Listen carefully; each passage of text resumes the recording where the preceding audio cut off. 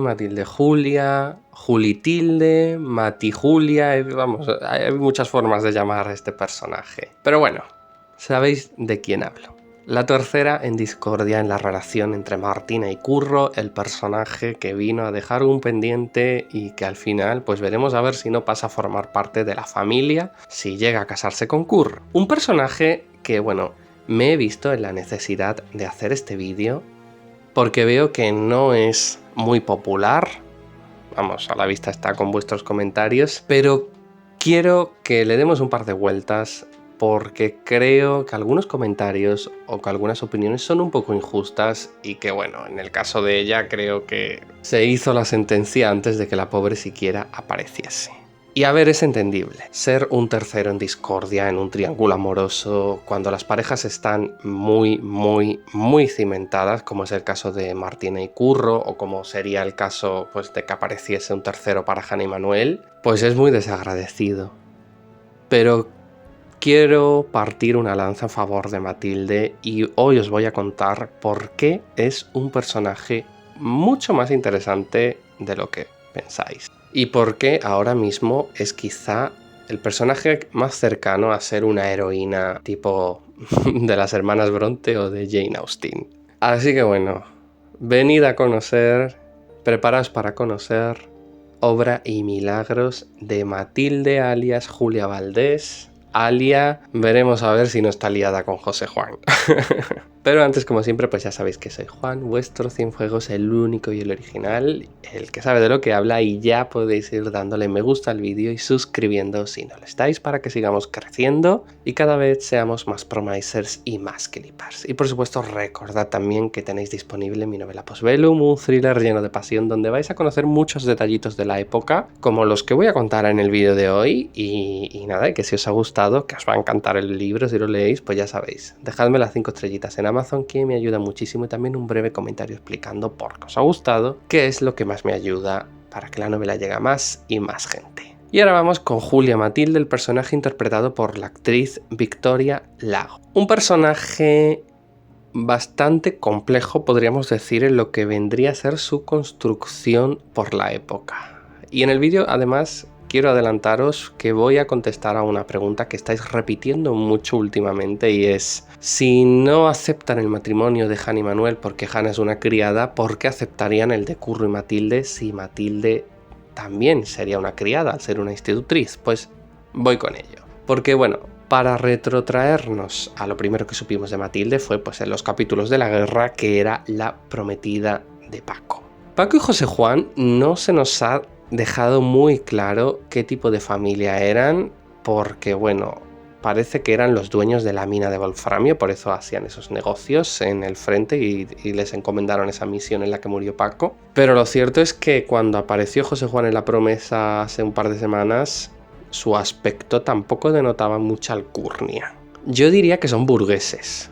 Sin más, burgueses adinerados, burgueses acomodados, con un negocio de minas que seguramente ha prosperado gracias a la guerra, pero poco más. De esa forma, pues sería bastante permitido el matrimonio entre Paco, que sería el segundo hijo, con Matilde. Matilde era una institutriz. ¿Las institutrices eran del servicio? En parte. Estaban un poco en terreno de nadie, obviamente eran del servicio, pero no respondían ante nadie, ni siquiera ante el mayordomo o el ama de llaves. De hecho, el mayordomo y el ama de llaves sí que respondían ante las institutrices o ante los preceptores si eran hombres. Las institutrices además comían y dormían en la planta noble, no con el servicio. Pero claro, no eran de la familia y al mismo tiempo, pues como veis, tampoco eran de los de abajo. Estaban, bueno, un poco solas. Era un trabajo que podía resultar desolador, muy inhóspito, muy agresivo y muy violento. Y había mil peligros porque, bueno, una trabajaba con los niños y las niñas, pero eso no te salvaba de que si algún señorito o algún señor de la casa tenía las manos largas, pues podías pasarlo muy mal. Pero como digo, un trabajo muy solitario, para el que se requería a mujeres muy preparadas, sobre todo en el plano cultural, mujeres con estudios. Por lo tanto, las que accedían a este puesto de trabajo no eran cualquiera, no eran mujeres humildes, no eran mujeres pobres, ni eran mujeres obreras. Las institutrices normalmente eran muchachas de buena familia que por algún motivo u otro no podían hacer un buen matrimonio, no podían conseguir un buen marido y por lo tanto pues se dedicaban a ganarse la vida de esta forma para no ser unas mantenidas. Normalmente todo esto era porque eran de familias que habían sido adineradas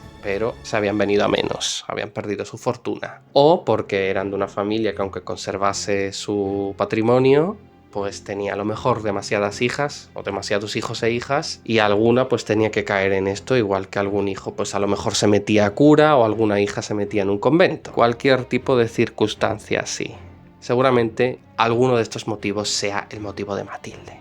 Entonces, si nos ponemos en los zapatos de Matilde, nos encontramos con una chica de buena familia, seguramente venida menos, sin un buen matrimonio a la vista, por lo tanto se ve obligada a ganarse la vida, pero con mucho orgullo, y gracias a que es una chica educada, formal, culta, con estudios y conocimientos, sobre todo de idiomas, protocolo, etiqueta, costura. Eso era lo que enseñaban las institutrices, básicamente, arte, literatura, historia, ese tipo de materias. Pues consigue un buen trabajo en una buena casa y conoce a su prometido, al que termina siendo su prometido, Paco, que es un chico estupendo porque todos adorábamos a Paco. Pero el chico se va a la guerra y muere. Y tú te enteras cuando llega tu cuñado, que además pues te emponzoña y te cuenta, te cuenta que los Luján, que Manuel y Curro son lo peor. Tú quieres descubrir la verdad, se te da la oportunidad de coincidir con una prima de los Luján y pues nada, me voy a meter en la casa para descubrir la verdad sobre la muerte de mi prometido. Y de pronto te encuentras viviendo como una invitada y como toda una señora, ya no tienes que rendir cuentas a nadie ni estar trabajando, en una casa que es una pasada, con una gente que te trata muy bien y que te tiene en consideración, y encima, pues aparte de que descubres la verdad sobre la muerte de tu prometido, pues conectas con uno de sus compañeros de armas, con Curro.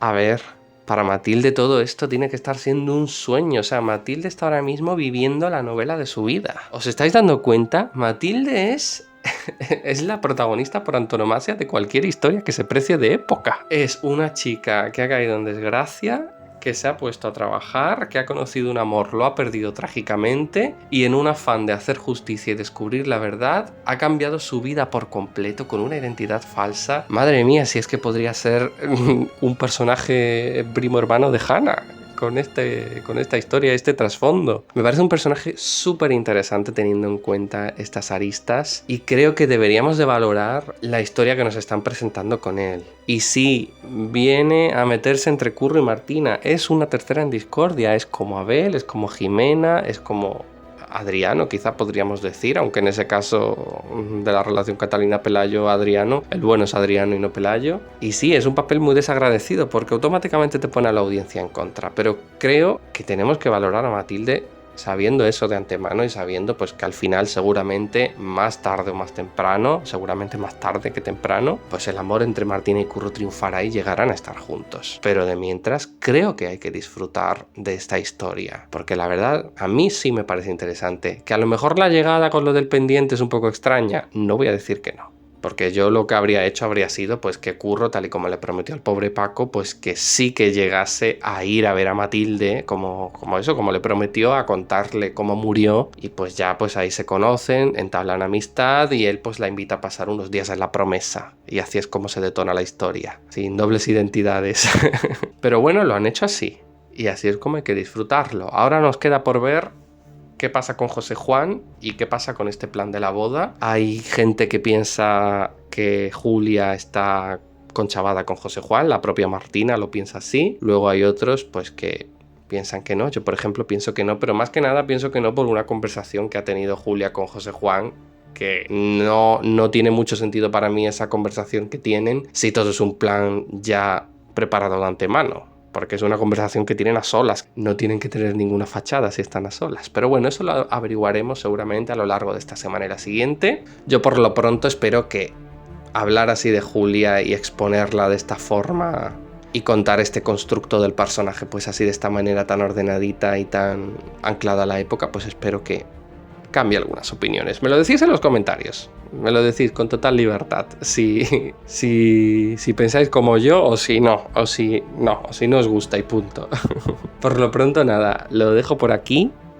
Y nada, que le deis me gusta al vídeo si os ha gustado y que os suscribáis si no lo estáis, que ya sabéis que es lo que más me ayuda para que sigamos creciendo y lleguemos a los 100.000. Que aquí es donde vais a tener el contenido de mejor calidad y más fiable de La Promesa. Y por supuesto, no puedo despedirme sin deciros que nada, que si tenéis todavía más ganas de historias de época, pues que tenéis disponible en Amazon mi novela Postbellum, un thriller de época ambientado en la España de 1920. Es un thriller, pero está lleno de pasión. Y bueno, vais a ver que la lectura no os va a dejar indiferente, porque bueno, va a parecer que estáis viviendo en esa época, que estáis viviendo en 1920, que estáis sintiendo la realidad de ese año día a día y bueno, y que con el vocabulario también va a parecer que estáis hablando como en la España de entonces, con ese castellano, digamos, pseudo antiguo, y tiene pues unos personajes, como digo, súper pasionales, con ese Acacio Alborg que no puede asumir de quién se ha enamorado y que sufre por ello, con ese Eren que esconde tantos secretos, un refugiado de la Primera Guerra Mundial, conflicto que se trata muy bien como lo vivió España entonces, y con una villana que, bueno, es una villana a la altura de Cruz y a la altura de todas las villanas que hemos tenido en las series diarias. Doña Juana Janeiro, una mujer de armas tomar, por supuesto, como siempre, enamorada de quien no debe. Como digo, está disponible en Amazon, tenéis el enlace tanto en la cajita de descripción como en el primer comentario fijado, y yo con esto me despido aquí.